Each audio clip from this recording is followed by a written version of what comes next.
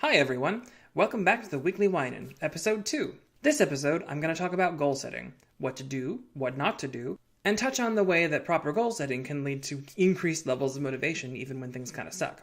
First of all, I have to make a few disclaimers. First is, I'm not interested in telling you what you should do. I'm not going to tell you what your goals should be.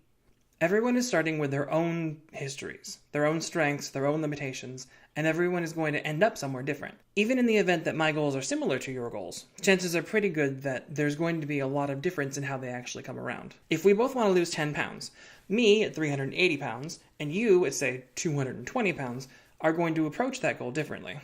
In my case, you can lose 10 pounds in like a month. That's normal. That's a relatively quick pace, but it's still totally doable. But at 220 pounds, losing 10 pounds may take 3 or 4 months. And that's not because you're slow, it's just because progress is relative. I also want to make it clear that I don't think that weight loss is a very good goal to set at all. The first reason is because weight loss has a terminal endpoint. If you want to lose 10 pounds, then when you lose those 10 pounds, you're going to lose pretty much all of the motivation that you had to get there in the first place. Whatever life changes you had made, you're much more likely to give up. The second reason is that if you're trying to lose 10 pounds, you're not going to make sustainable life changes, you're going to do things that will make you lose weight quickly. And losing weight quickly is just not sustainable. All of the evidence that I've seen has shown that the more fad diet something is, the more mass marketed it is, the higher the failure rate. In a metadata analysis that was completed in 2013, researchers found that over 10 years, the majority of people that actually did diet didn't manage to keep the weight off. They found a failure rate between 60 and 75%. It's kind of hard to tell because when you're doing lifestyle changes over a long period of time, the data is not very conclusive sometimes. They found that between 1/3 and 1/4 of the patients who were studied actually managed to keep the weight off. I personally don't think those numbers are very good. It was also concluded that just the simple act of dieting was more likely to make people gain weight over time. They did this study a couple different ways. One of them was with a twin study, where one twin dieted and one twin didn't diet, and they found that the twin that did diet was much more likely to gain weight over those 10 years than the one that didn't. There's something about dieting that is actually harmful to you.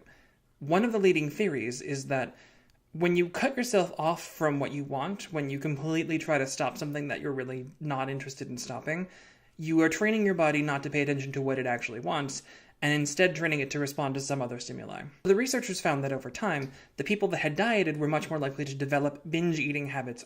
One thing that was really common was that the patients described that they were no longer feeling hungry in a normal way. They were feeling hungry when they felt emotional, or they were feeling hungry when there was food around. I'm not saying any of this to demotivate you. Sustained weight loss is totally possible. I just want you to know that I have a completely different approach to this than one you may be used to. I'm not going to tell you that for 3 easy payments of $9.99, you'll lose weight quick and easy. Because I'm not actually trying to sell you anything. The only thing that I want to do is to be upfront about the fact that I don't think the way that things are normally done works very well. And to be quite honest, even if my results aren't very good, they couldn't be much worse than the ones that happen normally. If 1/3 to 1/4 of people succeed, then, I'd have to do really bad to get numbers that low. To get back on topic, I honestly don't think that focusing on weight loss is a good way to go about this at all. If you look at a body type, or a body shape, or a body weight, thinking that that will make you happy, you're setting yourself up to be really disappointed. As a lifelong fat person, I understand that desire. I used to think, if I could just lose 100 pounds, my life will finally start. Maybe someone will actually like me. Maybe I'll make more friends. I'll be more active. I'll do more things. We can get into my issues some other time, but the fact of the matter is, none of that is true. The point I want to make is, there's no such thing as a happy body weight. There's no such thing as a happy body shape.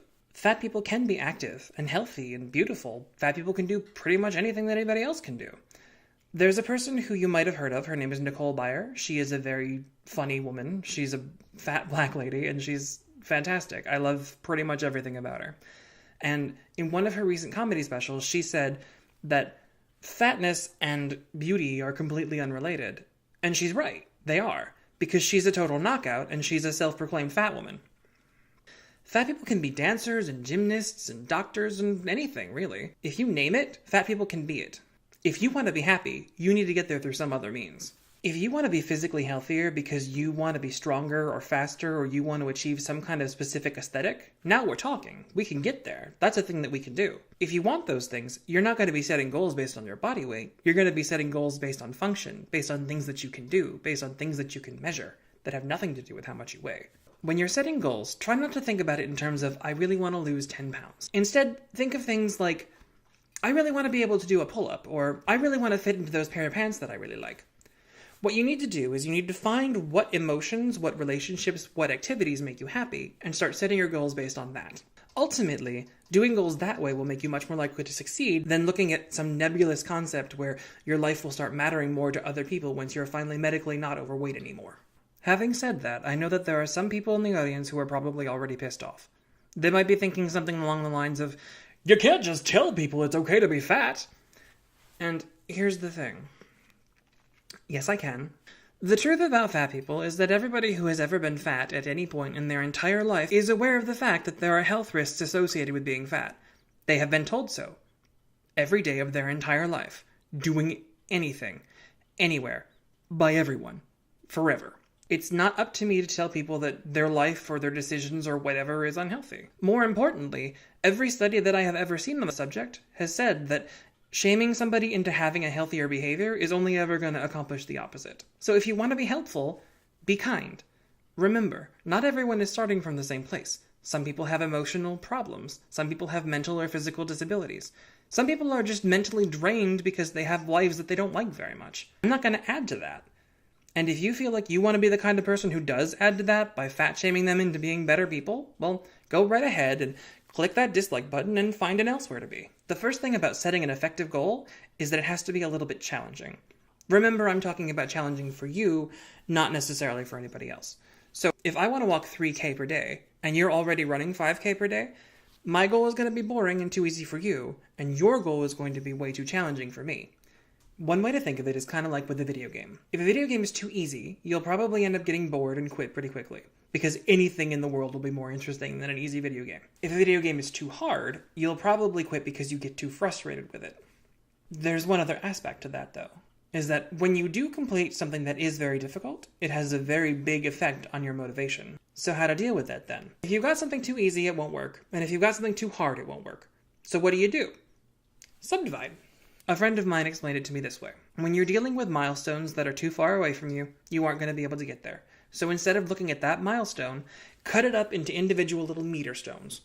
Because, a meter is much smaller than a mile, but it's also still progress. And progress is progress, and progress is good. So, physical goals are really good. They can make your life better, and they can make you stronger and faster, and things can be easier just because of that alone. But you need to remember those aren't the only kind of goals. Sometimes you might be in a funk, and maybe going to the gym might be too much for you. And that's okay. It's okay to realize that you might not be suited to do something that you really want to do. You may be too far away from that. And so sometimes you're going to have to set goals that are even smaller than what you might think are necessary. There have been times when I have been incredibly depressed, where I would just sit in front of my computer and instead of actually doing anything, I would just look at it. Because it didn't feel like any effort would have been worth it. Nothing seemed like it would have been any fun. And I know that there have been other people who have been there as well. If you're in a situation like that, and going to the gym on a regular basis is too much for you, there are other things you can do that are also valid goals. One of them might just be, every time you eat something, brush your teeth. Or make sure that you wash your hair every day. Or even every 2 days. Whatever it is that you can do is a valid thing to do. I have found that when I'm in the worst parts of my life, when I am way down, that making some kind of tiny little improvement to myself or to my room or to anything is a little bit better. Because what ends up happening is you start to feel like you have a tiny, tiny little bit of control over the chaos that is your life. And making structure, independent structure that you yourself have decided on, can be a very powerful motivator to start achieving things that are further away from you. Even something as simple as seeking help can be a goal. Like maybe you're going to reach out and contact a help hotline or contact a group of friends, or call somebody, or talk to a parent, or just get on a chat room and talk to people that way. Like, it doesn't have to be big, and it doesn't have to seem important, but anything that you decide to do, any tiny action that you take, is a step forward. And it's okay to be proud of things like that, even if it doesn't seem like a big deal. The last aspect that I want to talk about in terms of goal setting is that you should diversify your goals. You shouldn't think of only one kind of goal. Because if you do that, you're setting yourself up for a situation where if something bad does happen in that aspect of your life, you're going to feel completely demotivated in everything. If you think about it, the stock market works this way as well. If you have stock in cars, you might also have stock in French fries. If something happens to cars, then French fries are probably still fine. It's the same with real life. If you have only goals in cardiovascular fitness and weightlifting, if you break your ankle or something, you won't be able to make any progress in either of those, and that'll suck. But if you're also trying to make progress by spending more time with friends, increasing your hygiene, or cleaning your house more often, then what you're going to end up doing is you're going to end up feeling as though you're still making progress in some aspect of your life, even if your life is otherwise not going the way you want it to. So this last part of the video is just going to be about what my goals are, and if you're not interested in that, then you can just, close it now. Thanks for coming. For me, as you know, I am a lifelong fat person, but I am a fat person whose job revolves around lifting people and carrying them places. So I am pretty physically strong. My cardiovascular health is crap, though. My resting heart rate is somewhere between 85 and 100. Really depends entirely on the day. As you probably know, that's pretty fast.